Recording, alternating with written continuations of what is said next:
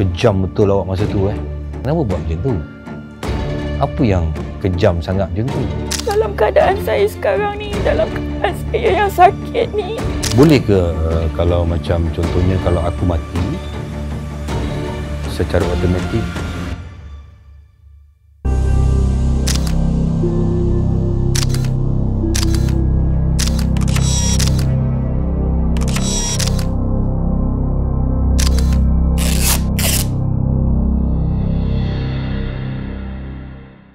kami pun sampai. Mak mentua dia nampak je si menantu ni, dia terus jerit dengan ialah jiran-jiran semua boleh dengar. Dia kata, kau dah tak ada hak langsung, rumah ni dah jadi hak aku. Berambus kau dari sini. bilik bedah wasiah kembali bersama dengan anda semua. Saya bersama dengan Nazri yang dah 20 lebih tahun terbabit dengan permasalahan pusaka dan wasiah di antara alternatif terbaik di Malaysia untuk menyelesaikan masalah pusaka dan di antara syarikat yang terbaik di Malaysia untuk menyelesaikan pusaka anda. Baik, kita ada tetamu. Itu. Tetamu ni saya nak surprise Nazri lah. Kan? Kita boleh bawa masuk.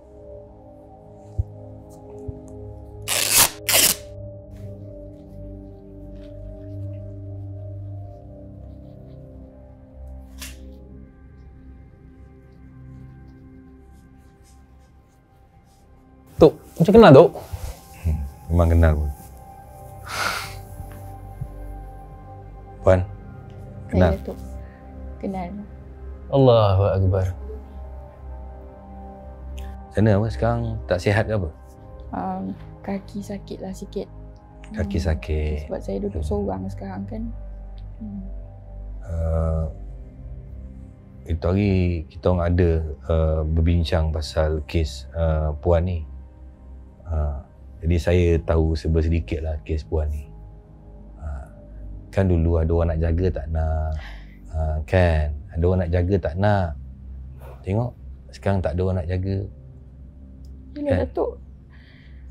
Saya kita cuba agak, kita ni. cuba kita cuba cari tapi tak jumpa. So apa cerita sekarang ni? Saya datang sini hari ni sebab nak cari balik menantu saya yang saya dah halau dulu. Sebab saya menyesal tanpa usul periksa saya halau dia. Sepatutnya dia ada dengan saya, tapi saya dah halau dia. Lepas anak saya meninggal, memang nafsu dan sifat tamak tu menguasai diri saya. Apa yang akak benci sangat dengan menantu tu? Kalau nak diikutkan cerita hari kejadian, hari kemalangan anak saya tu, sepatutnya anak saya balik tengah hari. Dia dengan isteri dia, menantu saya ni, bercadang nak pergi berjalan lah agaknya yang saya dengar dari perbualan telefon dia orang hari tu.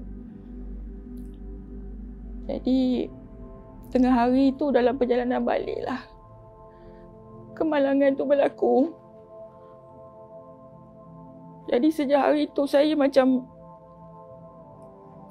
menyalahkan menantu ni sebab suruh anak saya ambil cuti setengah hari nak pergi berjalan.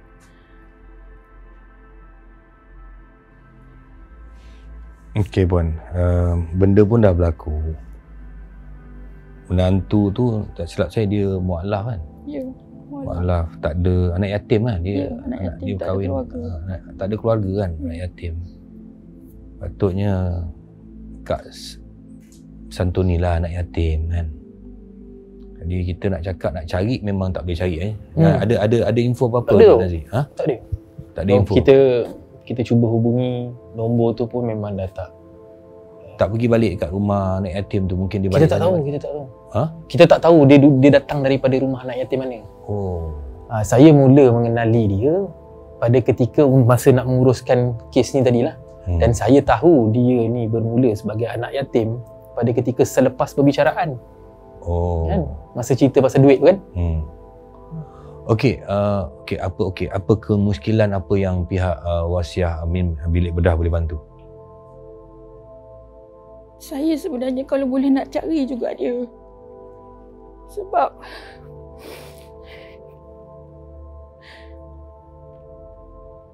dalam keadaan saya sekarang ni, dalam keadaan saya yang sakit ni, saya dah menyesal sangat-sangat halau dia.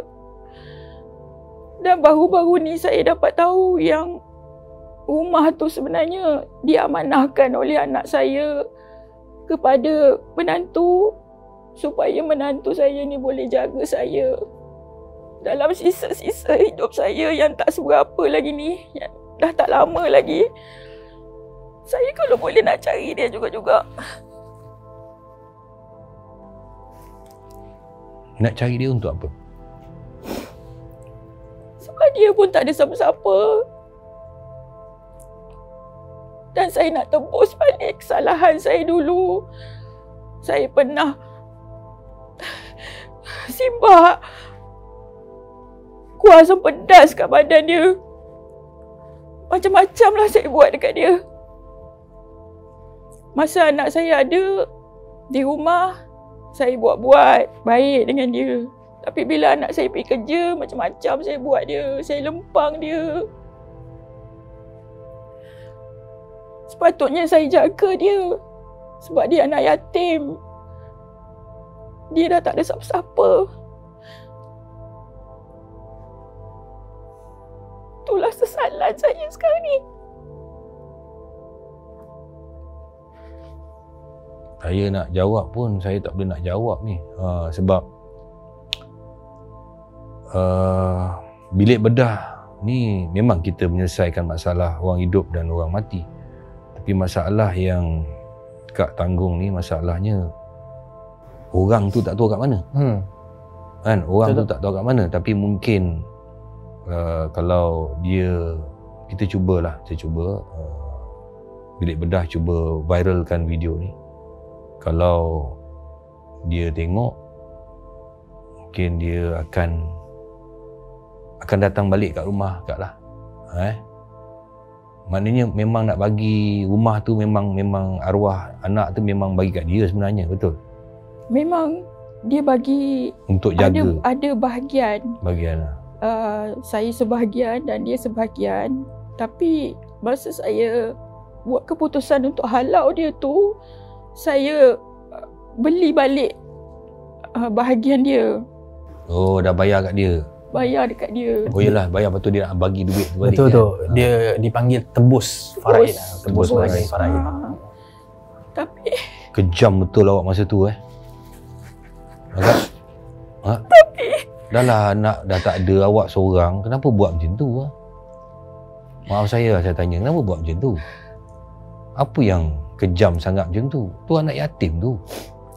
Sebab masa tu saya rasa macam menantu saya ni dah rampas kasih sayang. Dah membahagi kasih sayang anak saya pada saya. Saya rasa macam anak saya ni dah tak sayang saya macam dulu. Ni banyak orang tua masalah ni . Betul. Dan masalah dia fikir masalah tu, dia rasa. Bukan dia tanya. Dia masalah dia bila dia rasa. Sepatutnya kena bertanya. Betul. Kan, macam kita bilik bedah Wasiah ni, kita boleh bertanya macam mana. Saya pun tak tahu macam nak selesai masalah. Saya rasa Wasiah tak boleh selesai masalah kalau orang tu tak ada. Ataupun contoh, minta maaf cakap,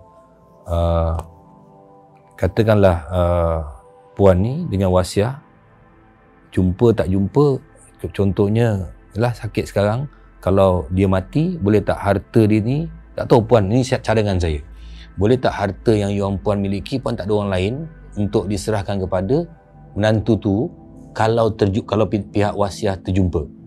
Kalau tak ada, maknanya semua harta tu serah kepada Baitul Mal. dengan niat supaya itu antara puan dengan Allah. Dengan niat macam mana kan, dengan niat kalau buat macam tu mungkin yalah nak jumpa, nak minta maaf, orang ni tak ada.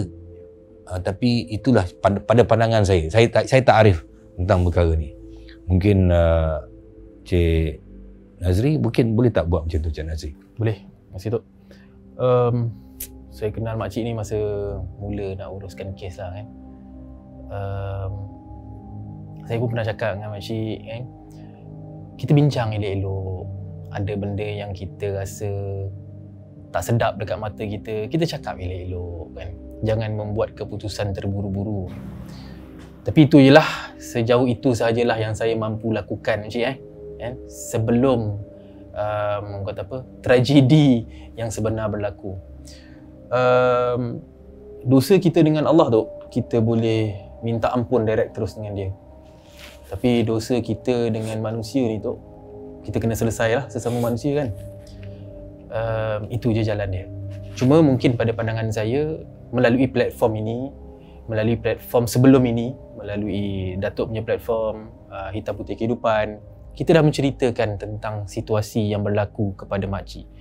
Dan kita harapkan menantu ni tadi akan menonton dan kembali semula untuk menemui makcik lah.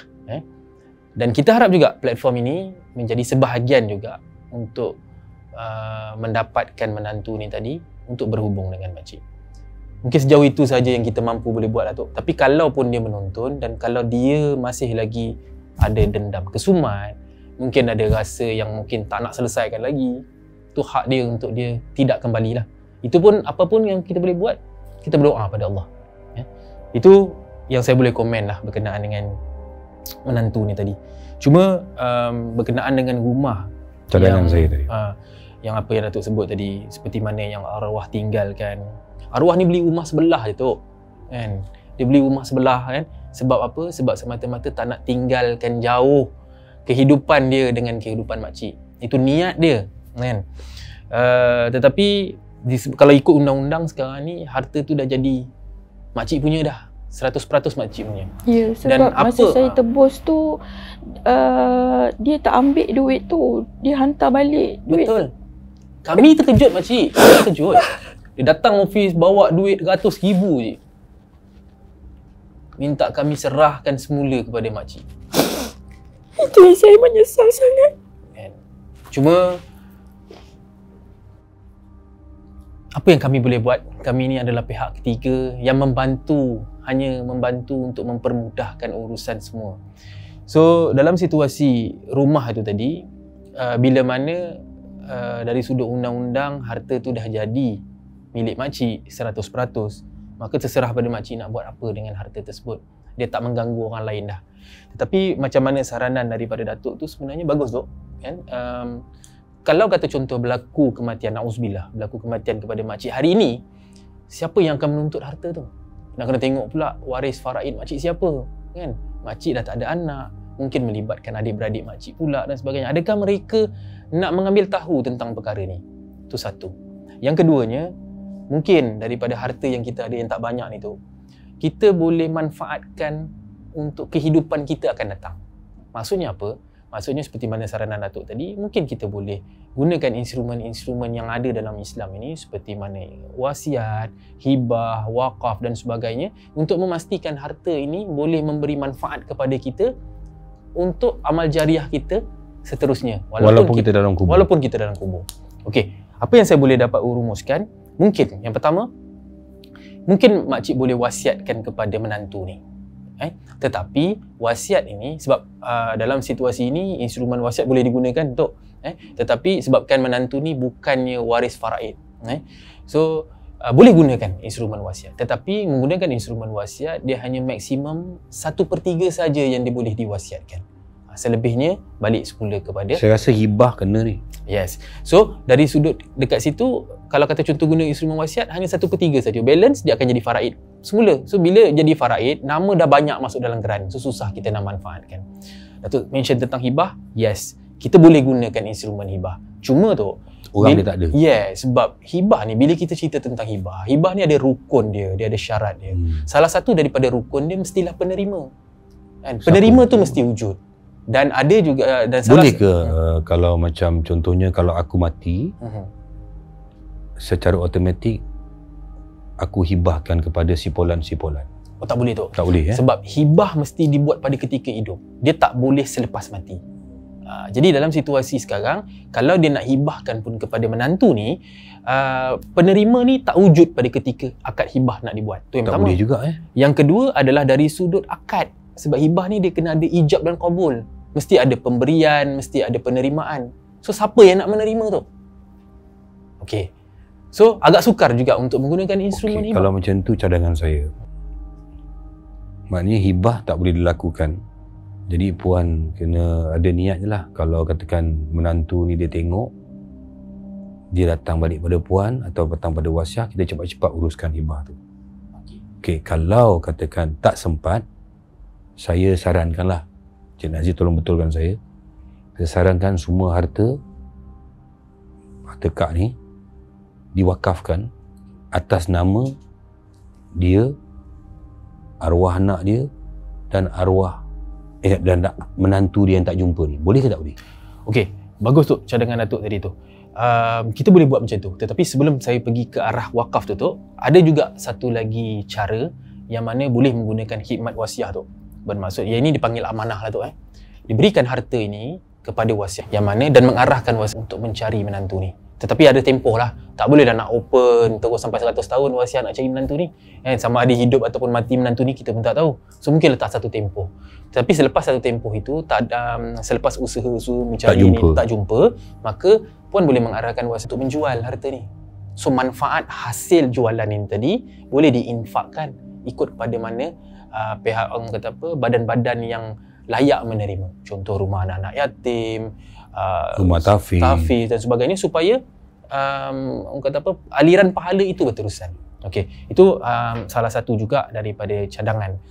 Cadangan Datuk tadi pun bagus. Maksudnya nak diwakafkan. So bila nak wakaf ni, okey, lebih mudah macam itulah. Maksudnya kalau kata contoh kita nak wakaf, kita kena terus kepada Majlis Agama Islam.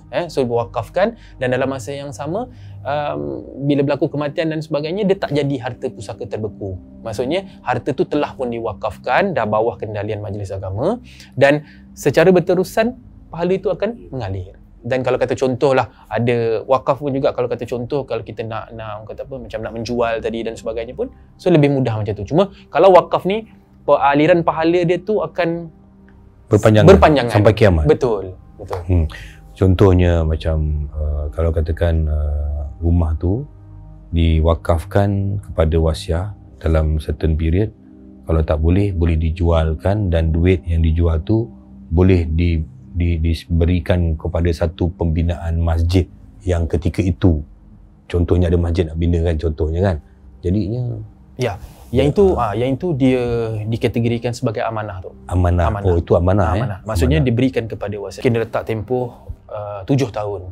So kita pun kena buktikanlah usaha-usaha untuk mencari menantu ni, iklan dengan surat khabar dan sebagainya. Cuma tak adalah kita turun dekat cari pelusuk-pelusuk daerah negeri ni, kita tak buat lah. Cuma mungkin kita boleh iklankan. So kalau kata lepas daripada tempoh tu mungkin tak jumpa, maka kita jual harta tersebut, hasil ni tadi kita infakkan ataupun kita berikan kepada masjid-masjid macam Datuk sebut tadi, supaya bahagian pahala itu juga akan berterusan kepada puan, kepada arwah anak, mungkin kalau menantu dah meninggal kepada menantu, mungkin juga kepada arwah suami yang dah meninggal lama dulu pada ketika anak pun masih lagi sekolah rendah.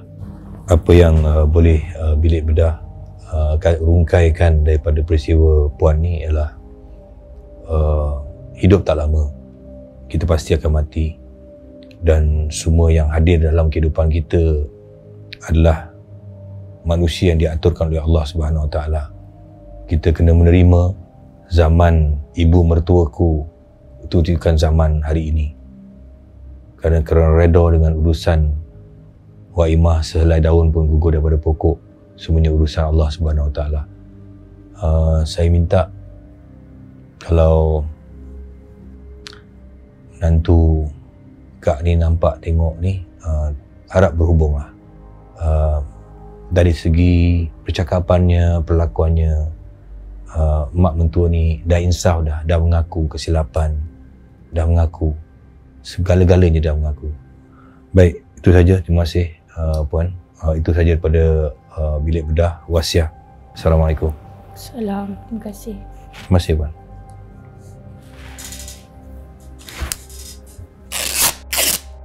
Yang ini dia telefon sendiri. Tu tak bagi tahu dengan Nazri tu. Oh ya, ini Dia memang telefon. surprise tu. Dia telefon boleh tak dia dah tengok episod kita. Boleh tak dia datang sebab dia memang nak dah cari mata-rata tak jumpa, mana dah tahu usaha ni dia jumpa menantu dia balik. Dia kata sebelum dia mati dia cakap. Tu yang saya bawa tu. Sekurang-kurangnya kita ada jugalah sikit saham tu. Kalau kata InsyaAllah. menantu ni menonton kembali semula, kesian tu tengok keadaan dia sekarang, uzur. Kalau apa-apa berlaku pada dia, apa jadi pada dia kan. Korang ada harta kan, Bilik Bedah boleh rungkaikan. Jangan harta ditinggalkan bila nyawa sudah tiada.